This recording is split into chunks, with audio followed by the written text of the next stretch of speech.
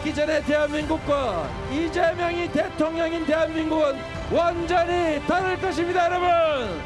무엇보다 정직한 대통령, 정직한 정부가 되겠습니다, 여러분. 우리 청년들이 선진국 시민다운 삶을 살 수 있는 미래로 저심상정과 함께 힘차게 나갑시다, 여러분.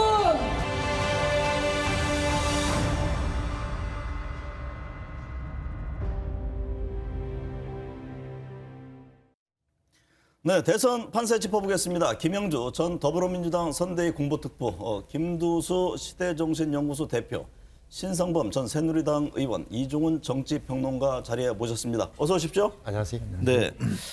앞서 산불 얘기를 했습니다만 대선 앞두고 지금 여러 변수들이 나오고 있습니다. 뭐 러시아, 우크라이나 침공도 있고 또 강원도 산불 여전히 지금 확산하고 있는데요. 대선 후보들도 좀 산불 현장으로 달려가지 않았습니까? 그렇습니다. 예. 민심을 달래는 모습 어떻게 보셨어요? 뭐 기본적으로는 국가가 필요한 이유 그런 것들을 지금 이 대선 공간에서 가장 캠페인으로 하는 것이 선거운동인데 지금 다급한 시기에 절체절명의 위기에 있고 또 겨울에 추위에 떨고 있는 그런 어떤 지금 이제 자기 집을 뭐 전소시켜서 이주해 있는 분들과 만나서 빨리 어떻게 재난 지역을 선포하고 네. 또 그분의 어려움과 아픔을 달래는 것이 대선 후보들의 역할이다. 그렇게 보여집니다. 네. 예. 신천혜 의원님, 이 윤석열 후보도 달려갔죠? 그러니까 지금 아니 내일 모레 걸피가 본투표니까 네. 가장 지금 국민들의 관심사가 뭘까요? 제가 볼 때는 첫째는 오미크론, 둘째는 산불이. 그리고 당연히 달려가는 거고 특히나 윤석열 후보가 그 4일날 그렇게 유세 마치고 나서 밤에 울산으로 울진을 찾아갔고 그 다음날 보니까 또 이재명 후보도 바로 새벽 4시에 가셨더라고요. 다 국민 관심사가 집중돼 가야 되는 것도 눈을 하나 바깥으로 돌리면 우크라이나 사태. 따라서 이 세 가지 우크라이나 사태, 오미크론 확산, 그다음에 산불이 어떤 국민들의 심리에 미치는 영향 이걸 네. 정치인들이 항상 면밀히 살펴야 되는 거죠.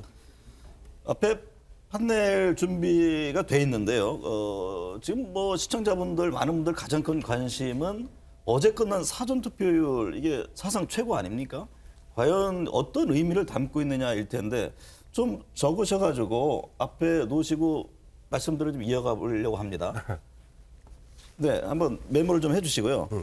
36.93%거든요. 2014년 사전선거 도입 이후에 역대 최고치인데 이게 과연 정권 재창출에 대한 열망일지 아니면 정권 교체의 신호탄일지 먼저 올려주신 분들께 앞서 질문을 드리도록 하겠습니다. 우리 네, 아직 메모하고 계시네요. 김두수 대표님 다 정리하셨네요. 네. 이번 가장 높은 사전투표의 의미를 어떻게 부여하고 계신가요? 지금 이제 윤석열 후보의 어떤 등장이나 이 말을 통해서 지금 이제 그 촛불 여망을 생각하는 국민들 입장에서는 더 이상 과거로 후퇴하면 안 되겠다. 이렇게 어떻게 대통령 선거라는 게 더 나은 미래에 더 잘할 지도자를 뽑아야 되는데 네. 정치 훈련도 안 된 지도자가 등장해서 계속 분열과 막말 정치를 네. 하니까 이거에 대한 불안감을 느낀 그리고 이것을 저지해야 된다고 생각했던 거에 대해서 단일화라는 이름으로 또 정치를 한 걸음 후퇴시키는 걸 보면서 이거는 막아야겠다 이런 것들이 발동됐다고 생각합니다. 네, 과거부터 방지 측면이 컸다 이런 네. 진단이시고 이종훈 평론가께서는 어떤 진단이신가요? 예. 우선 뭐 사전 투표가 이제 많이 제도화가 됐다, 네. 많이 정착이 됐다. 그러니까 전 대중화라고 일단 표현 드렸는데 그래서 이거 뭐 특별하게 뭐 사전 투표율이 높다 그래서 큰 의미를 부여할 수 있는 그런 그 상황은 일단 약간 좀 지난 것 같습니다. 그래서 네. 좀 분산 투표의 경향성도 좀 많이 나타나고 있고 꼭 본 투표에 해야 된다. 뭐 이런 생각도 지금 국민들이 많이 희석이 된 게 아닌가. 네. 그 요인이 좀 하나 있고요. 거기에 더해서 역시 좀 분노도 좀 많이 양쪽 진영에서 다 작용하는 게 아닌가. 네. 그러니까 뭐 막판 표결집이다 이런 이제 표현. 어느 쪽의 분노가 더 큽니까? 제가 보기에는 양쪽 다 똑같은 거. 양쪽 다 똑같습니까? 그러니까 네. 역대급 뭐 비호감 대선이라고 좀 얘기를 네. 하는데요. 그러니까 이게 이제 어떤 식의 분노냐 그러면 저쪽 후보는 절대 안 돼.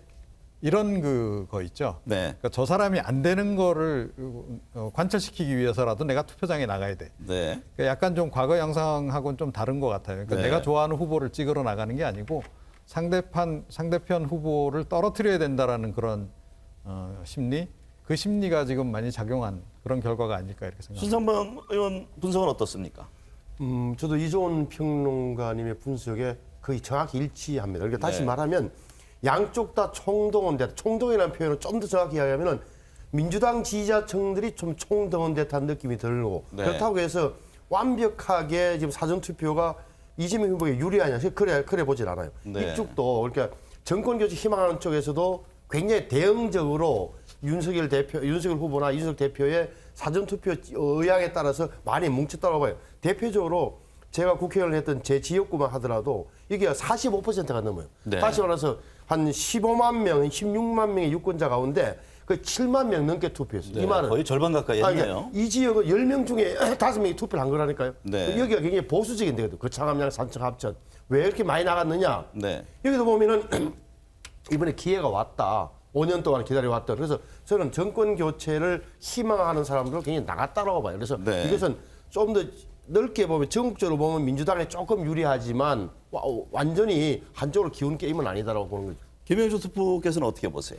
글쎄요, 그동안에는 사실 정권 연장 혹은 정권 교체에 대한 희구율이 50%가 넘었다라고 하는 네. 것은 어떻게 보면 이번 선거는 한편으로 보면 윤석열 후보가 여유 있게 이길 수 있는 분위기로 선거를 가져갈 수 있었다라고 보여지는데 현재 이렇게 사전투표율이 높았다라고 하는 것은 총직결 방금 신성범 의원이 얘기했듯이 민주당 지지자들이 격돌할 수 있는 명분을 서둘러 준 거 아닌가. 네. 그리고 또 말하자면 이 실제로 두 후보의 말하자면 단일화의 역풍이 분명히 있다라고 보여집니다. 물론 이번 사전투표까지 그 안에 다 들어가 있지는 않겠습니다만은 그 단일화는 윤석열, 안철수 후보 단일화 말씀하시는 거죠? 그런 네. 부분에 대해서 안철수 후보를 지지하고자 했던 사람들이 그 지지자들이 그런 데 대한 안철수에 대한 실망감이 실제로 윤석열 후보의 이익도 있겠습니다만은 이재명 네. 후보에 대한 이익으로 회귀하는 형태 그리고 또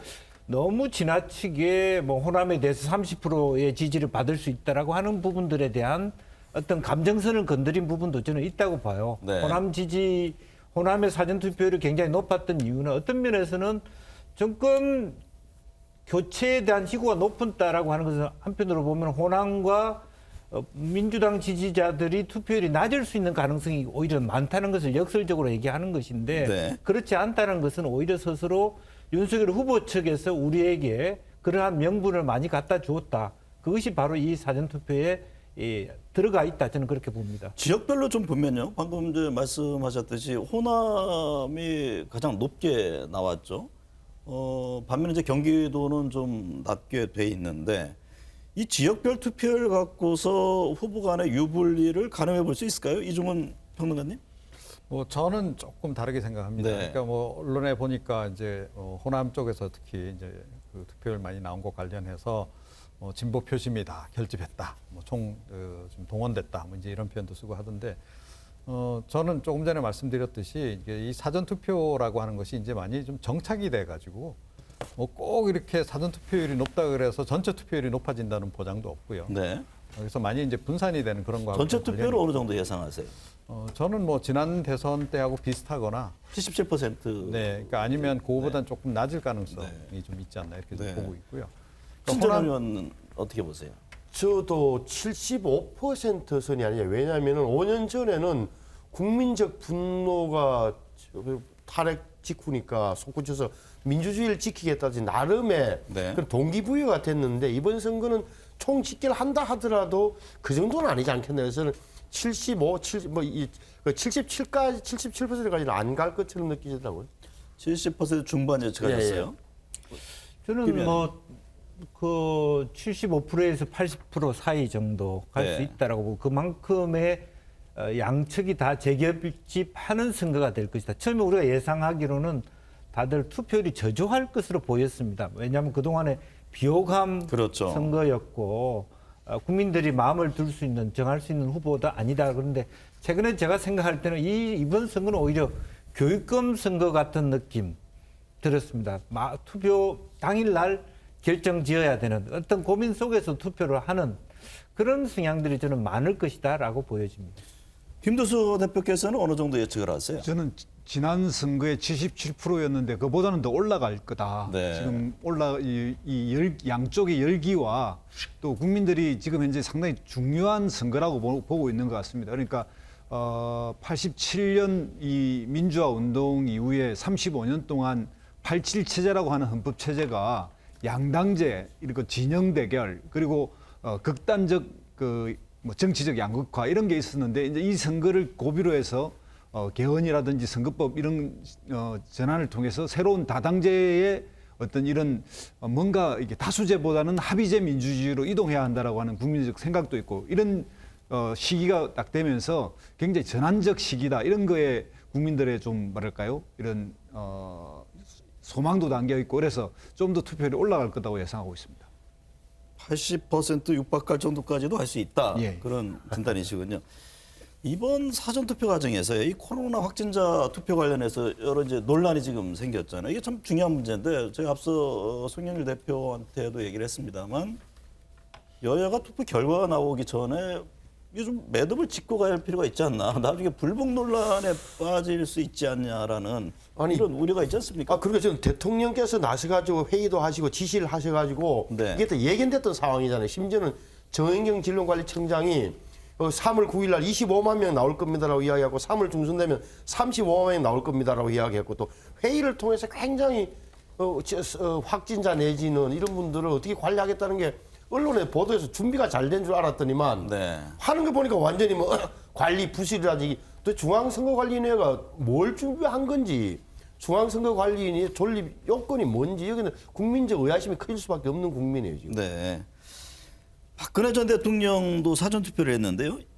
입은 옷이 푸른색 계열이라 이게 민주당 지지를 표한 것 아니냐 뭐 이런저런 얘기가 있었는데 측근인 유영하 변호사는 검찰 출두 때마다 입었던 옷이다 이런 입장을 냈습니다. 이거 뭐 우리 두 분께 우선 얘기를 들어보겠습니다. 이종훈 평론가는 어떻게 보셨어요?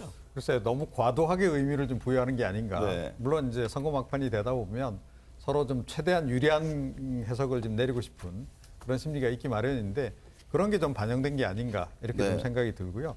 뭐 박근혜 전 대통령이 최근에 사실 일련의 행보를 보면 딱히 그렇게 정치적인 행보를 보이고 있지는 않습니다. 그래서 네. 뭐 굳이 이 옷에까지 그렇게 우리가 의미를 부여할 필요는 없지 않을까 이렇게 생각합니다. 뚜렷한 정치적 메시지를 담은 건 아니다 그런 네. 진단이신 것이죠. 김도수 대표는 어떻게 보셨어요? 저도 메시지를 내려고 입었다고 생각하지는 않으나 네. 결과적으로는 메시지로 읽히고 있다. 그러니까 뭐냐면 윤석열 후보와 박근혜 전 대통령과의 관계에서는 악연이었고 이 악연이 여러 사람들에게 머릿속에 연상될 수밖에 없는 일이 벌어졌고 그러니 옷까지도 어떤 메시지를 읽는 우리 한국 정치에서 참 불행한 일인데 네. 그래서 실제 본인의 메시지와 관계없다고 할지라도 대중은 메시지를 읽을 가능성이 있다 이렇게 생각합니다. 또 하나 이슈 중에요.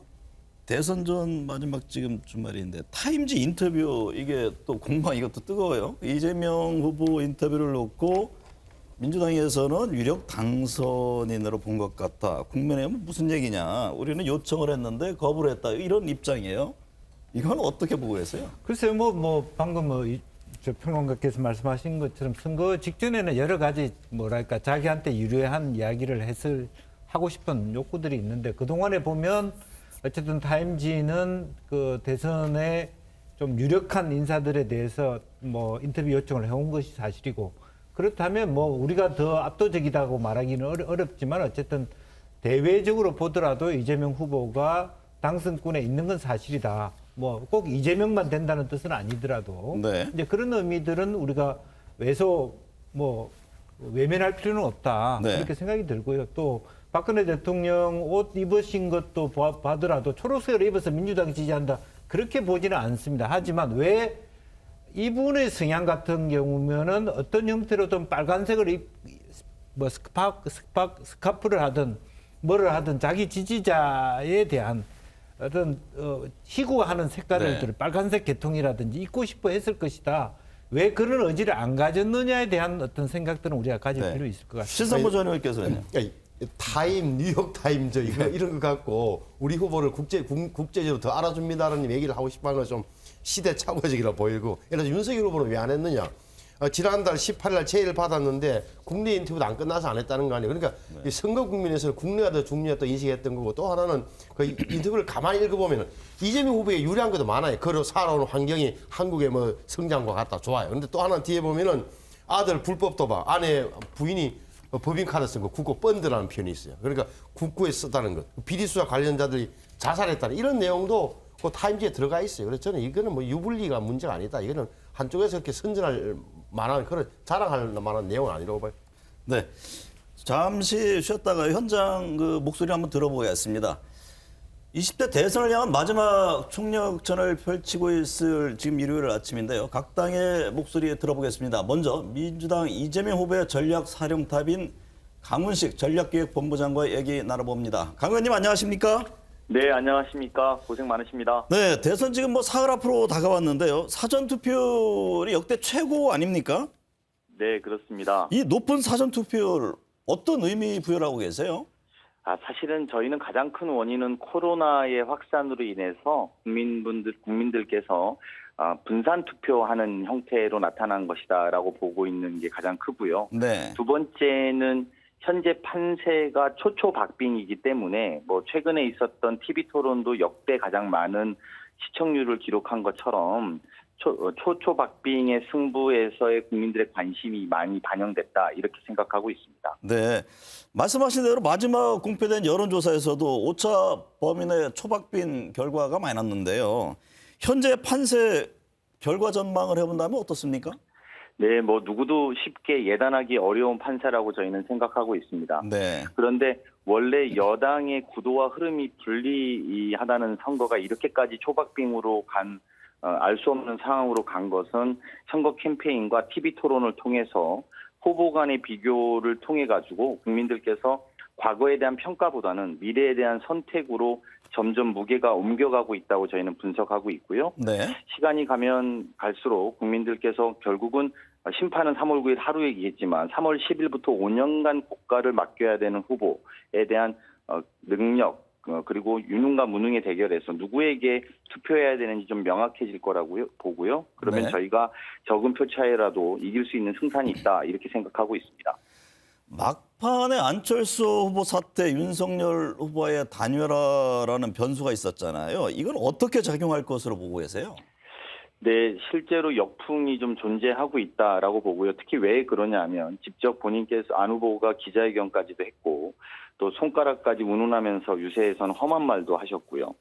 묻지마 정권 교체는 적폐 정권 교체라고 공언하시지 않았습니까? 그리고 선거운동을 하셨던 분의 고인의 유지를 받들어서 완주하겠다는 여러 번의 말씀을 하셨던 것을 기억해 본다면 네. 이번 단일화가 시너지를 만든 명분과 감동이 있었는지에 대해서는 의구심이 강합니다. 네.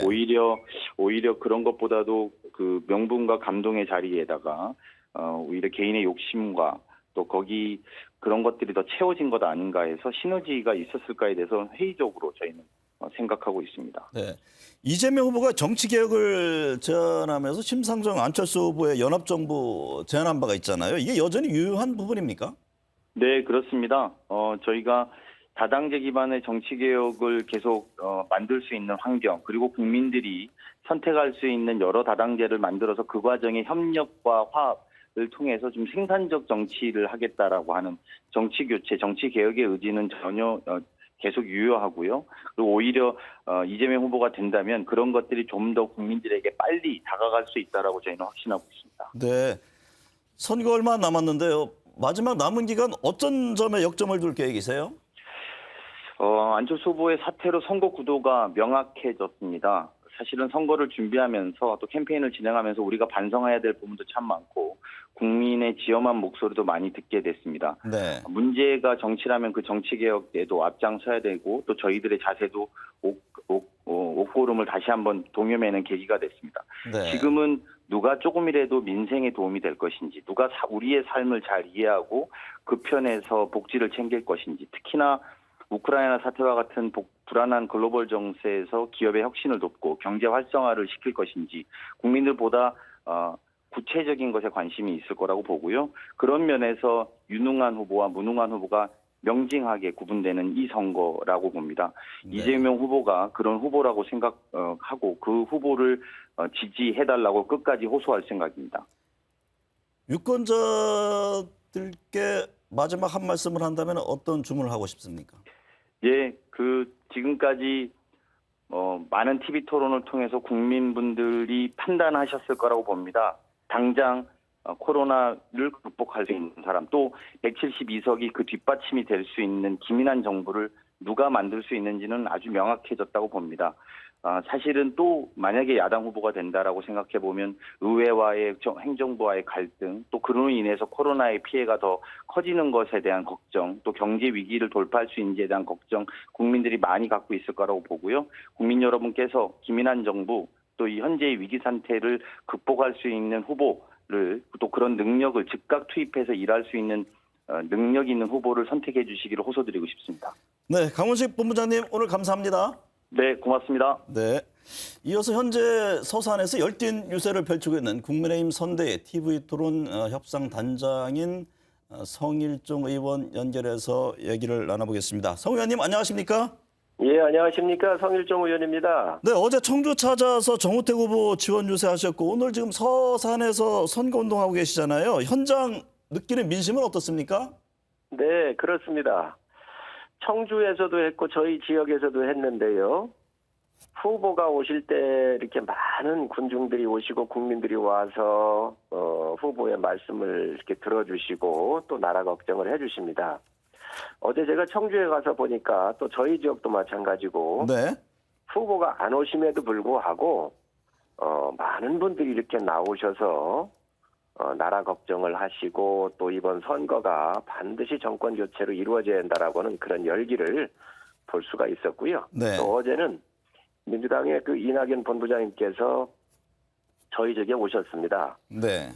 그래서 저희도 관심을 갖고 얼마나 참여하시는지 봤는데 불과 뭐 한 100여 명 정도밖에 모이지 않는 거로 봐서 이미 이 현장의 바닥에서는 상당히 그 온도 차이를 많이 느끼고 있습니다. 네. 같은 질문 드리는 건데요. 지금 사전투표율이 역대 최고 아닙니까? 이 높은 사전투표율의 의미는 어떻게 보고 계세요?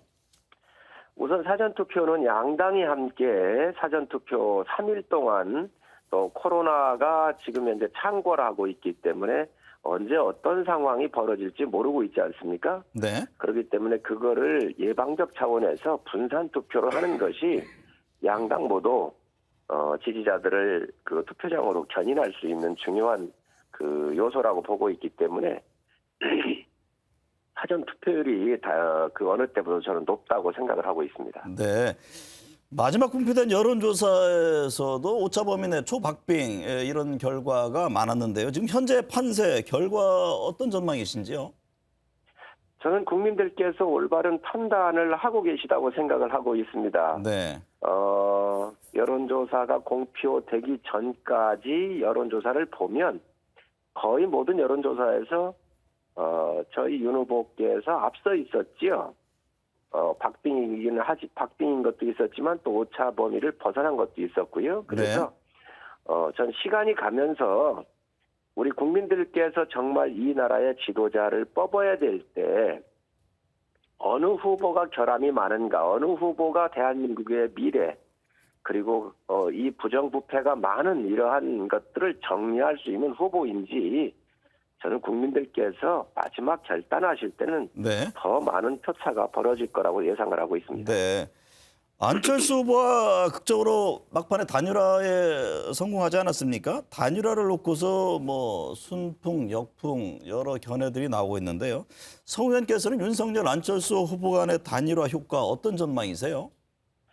우선 여당이 반발하는 걸 보면 굉장히 두려움을 저는 알 수 있다고 보고 있습니다. 여당도 안철수 후보하고 여러 연대든 단일화든 시도를 했지 않습니까? 네. 그렇지만 국민 여망이 정권 교체였고 또 안철수 후보께서도 서울시장 후보로 나오셨을 때 또 대권 후보로 나오셨을 때도 대의 명분이 정권 교체였습니다. 지금 대한민국 곳곳이 다 무너져 내리고 있잖아요. 이 네. 위기적 상황을 바로 세우기 위해서는 정권 교체가 필요하다고 봤고 또 그 대의 명분에 맞게 윤석열 후보하고 이제 단일화를 이루신 겁니다. 그래서 현장에서도 그에 대한 화답하는 소리 또 반가운 소리들이 상당히 많이 있습니다. 네. 선거 사흘 남았는데요. 마지막 남은 기간 어떤 점에 가장 역점을 둘 계획이신지요? 아무래도 이제는 3일이 남았기 때문에 양진영 다 동일할 겁니다. 그래서 지지층을 저인망식으로 어떻게 하든 투표장으로 많이 모시고 가서 투표를 해야 된다라고 하는 이 전제들을 가지고 있는 것 같아요. 그래서 그 어느 때보다도 현장에서는 지지층을 투표장으로 견인하는 그런 역할에 주력하고 있습니다. 유권자들께 마지막 한 말씀 주문한다면 어떤 겁니까? 네, 방송을 우리 국민들께서 보고 계신데 대한민국은 위대한 나라입니다. 또한 세계적으로 봤었을 때에 빈국에서 선진국으로 올라간 유일한 나라가 바로 우리 조국이고 대한민국입니다. 저는 이번 선거에서 대한민국의 국격을 바로 세우는 그런 선거가 되기를 희망합니다. 많은 국민들이 선진국이 되어 있는 대한민국의 지도자를 볼 텐데 부패 연루가 되어 있고 또 많은 상스러운 언어로서 국민들 피곤하게 했고 또 여러 가지 이 국격을 무너뜨렸던 후보를 선택할 것인지 아니면 공정과 상식을 회복하기 위해서 온몸으로 저항을 하면서 싸웠었던 후보를 선택할 것인지에 대한 이 판단은 우리 국민들께서 냉철하게 하실 거라고 보고 있습니다. 네. 대한민국의 국격을 세우는데 이번 선거에 우리 국민들께서 뜨거운 애국심으로 함께해 주시기를 부탁 말씀드립니다. 네, 성 의원님 오늘 감사합니다. 네, 고맙습니다. 네, 선거 분석 계속 이어가겠습니다. 역시 그 관심사는요. 지금 핵심 지역이 과연 어딜지 이제 수도권에 다 집중하는 모습이고 또 막판에 있었던 윤석열 안철수 후보 간의 단일화 효과가 과연 어떨 것인지 이 부분이 관심사 같아요. 판넬에 대한 주문을 또 했는데 단일화 효과를 어떻게 보시는지 우리 김영주 전 의원께서 먼저 쓰셨네요.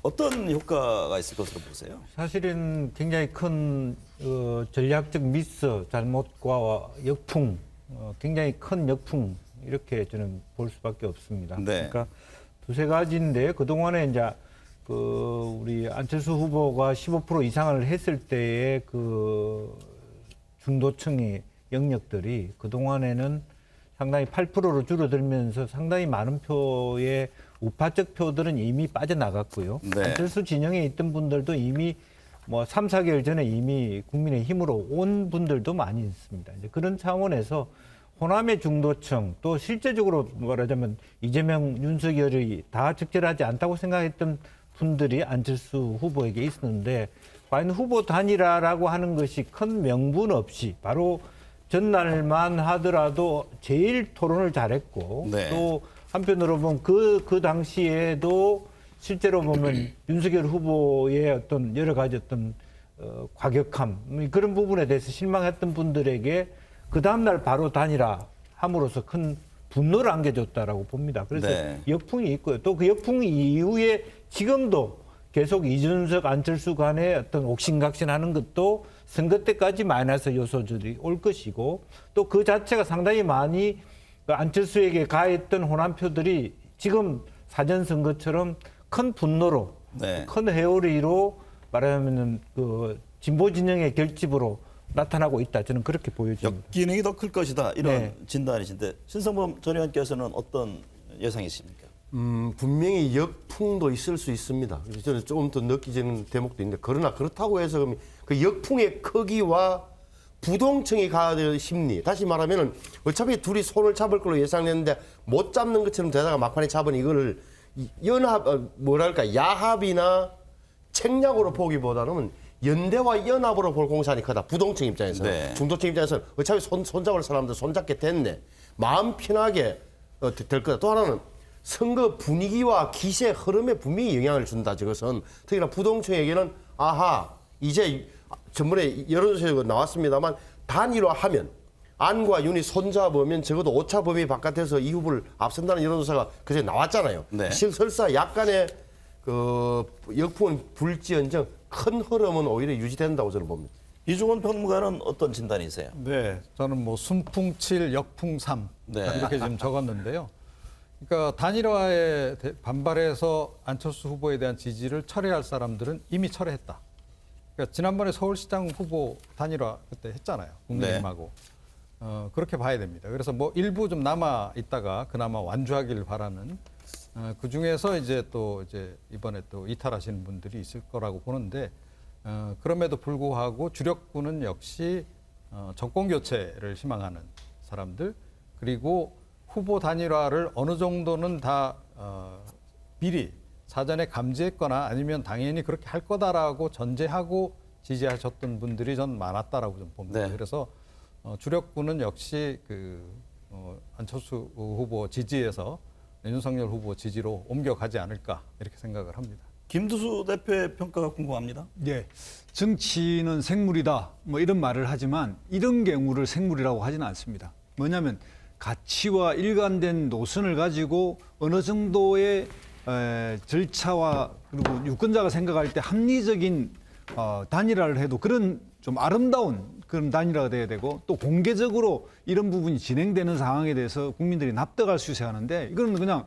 어느 날 지금까지 이야기해왔던 말과 정반대의 결정을 그냥 하면서 발표했는데 그것이 새로운 정치를 여는 본인이 주장해왔던 뭐 이 중도의 길이라든지 또 제3정치 세력이 서는 문제라든지 또 뭐 연대 연합이 가능한 정당 질서를 만든다든지 이건 관계없이 그냥 양당의 한 부분에 기생해버리는 이런 행태를 띄었기 때문에 지금 현재 이 현상에 대해서는 초강력한 역풍이 불고 있고 그것도 사전투표 하루 전날 했기 때문에 이 사전투표의 투표율이 엄청 올라간 부분에는 이런 현상이 있다. 네. 그리고 안철수 후보가 한 15% 지지가 있다가 7, 8% 내려올 때 이미 윤석열 후보 쪽으로 갈 사람들은 다 빠져나갔고요. 네. 남아있는 그러니까 좀 더 중도적이고 우리 사회에서 제3정당의 중요성을 생각했던 사람들에게는 배신감을 안겨줬기 때문에 오히려 안철수의 이런 단일화가 윤석열 후보에게 유리한 게 아니라 이재명 후보에게 더 유리하게 될 것이다. 이렇게 저는 생각합니다. 사실 이 프로그램을 지켜보는 시청자분들도 헷갈릴 것 같아요. 서로 다 워낙에 그 입장들을 달리하기 때문에. 자, 제가 마지막으로 그러면 질문을 드리겠습니다. 이제 며칠 안 남았잖아요.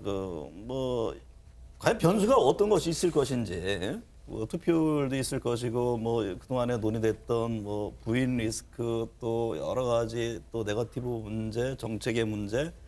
자, 이종원 평론가부터 말씀을 해주실까요? 예, 사실은 이제 단일화가 어떻게 보면 남은 가장 큰 변수 중에 하나였는데 그게 네. 이제 해소가 된 상태이기 때문에 그 다음으로 중요한 것은 역시 돌발악재가 아닐까 싶어요. 네. 돌발악재라 하면 그동안 불거진 의혹과 관련한 스모킹 건이거나 아니면 이제 그 두 후보가 결정적인 뭔가 어떤 말실수라든가 또 행동의 실수라든가 그런 것.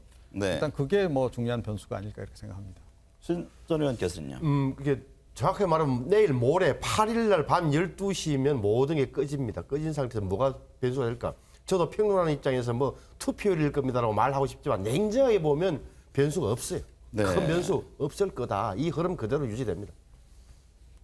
김영주 저도 전 의원은. 신성모 의원한테 동감을 표합니다. 이미 네. 결정은 끝났다. 이미 마음의 결정은 그렇게 보여지고 있고 다만 이제 지금 그러니까 여성들의 표심을 아직까지 선거 막바지까지 누구도 갖고 가지를 못하고 있거든요. 이제 그런 부분들이 과연 마지막까지 더 암암리 동네에서 일어나는 여러 가지 회자되는 이야기들이 어떻게 결정될 것이냐 하는 부분이고요. 또 이미 재동포라든지 이런 투표도 끝나 있는 상태이기 때문에 변수들이 그렇게 많지는 않다 그렇게 보이십니다. 김두수 대표는요? 저는 여러분들이 많이 놓치고 있는 게 3월 8일이 세계 여성의 날입니다. 네. 지금까지 여성의 문제에서 성차별이나 우리 사회의 구조적 문제에 대해서 이준석 당대표가 상당히 여성에 대해서 좀 더 불리하고 뭔가를 좀 더 공격하는 거 이런 정책을 통해서 20대 남자들을 결집했다 알려져 있는데요. 3월 8일 날 이 세계 여성의 날을 계기로 해서 지금까지 표를 던지지 않은 중도층, 여성 이런 쪽이 결집할 가능성, 그리고 이것이 사회적 쟁점이 될 가능성이 높기 때문에 투표 하루 전날 세계 여성의 날이라는 걸 한 번 더 봐야 될 거라고 저는 생각합니다.